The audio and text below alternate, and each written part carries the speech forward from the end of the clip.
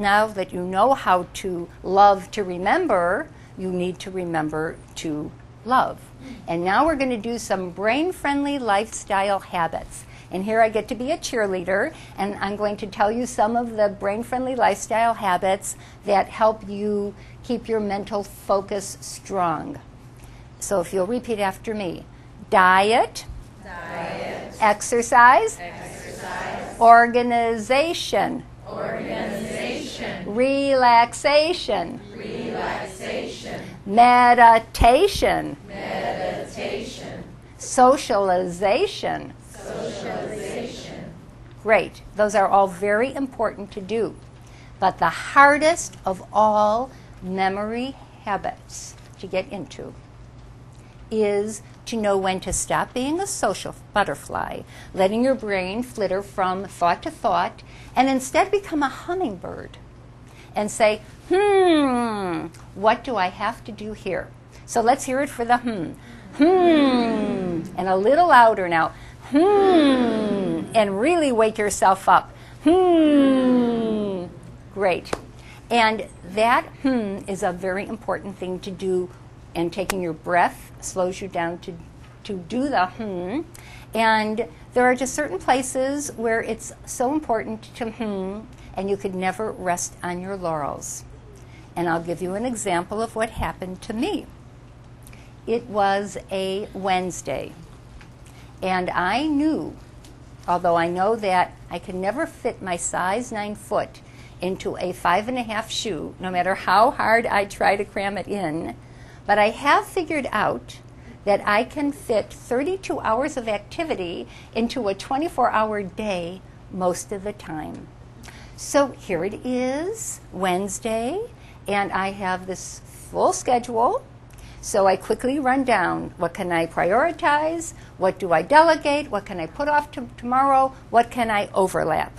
And then I saw, full morning, but 3 o'clock I had a telephone conference, board meeting, for an hour, and I had to leave by 4:30 to be downtown at 5:30 for theater and dinner. Dinner first and then theater.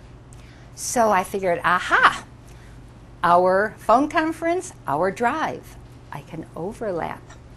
Think of the time I'll save. So, at 5 minutes to 3, all dressed up in my favorite figure-flattering emerald green jacket, I get behind my wheel, phone in my telephone conference, and I put it on speakerphone and put it on the car seat next to me. Big mistake. I then start driving with my attention in my ear on the telephone and on the car divided, and I happened to glance at the gas tank, and I saw that, my goodness, my husband Steve had taken the car yesterday and he didn't fill it all the way up, and I might not have enough gas to get all the way downtown and back. So luckily, only 10 minutes from home, I pull into the gas station and I take my credit card, my car keys, my cell phone in my pocket of my favorite emerald green jacket, and I get out and pump my gas. So as I'm letting my gas pump and my attention and my ear are geared to the cell phone, in the back of my head I hear ding, and that ding tells me that my gas is done pumping.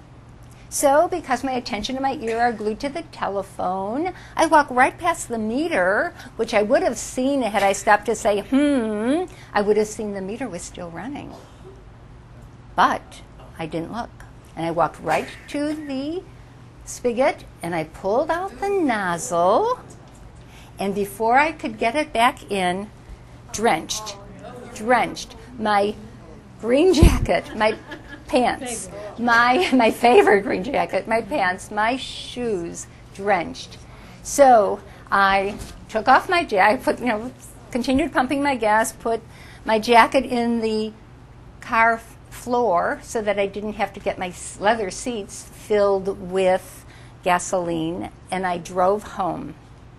And just as I pulled into my driveway, it was time for me to make my board report, which I did.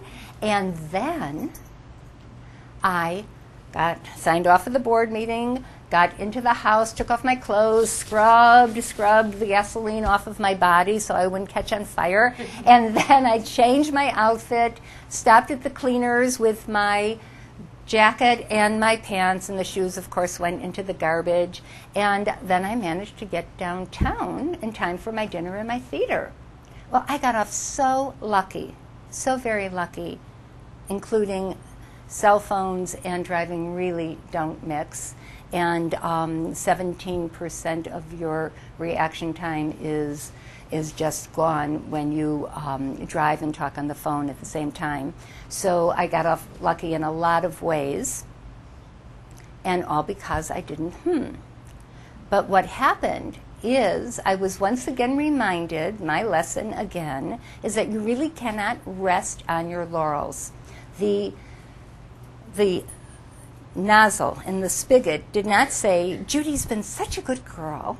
For the last 25 years, she has been pumping gas without spilling a drop. So we're not going to let her pull the nozzle out of the spigot. We're going to hang tight so that she doesn't get oil all over her. Life doesn't happen that way.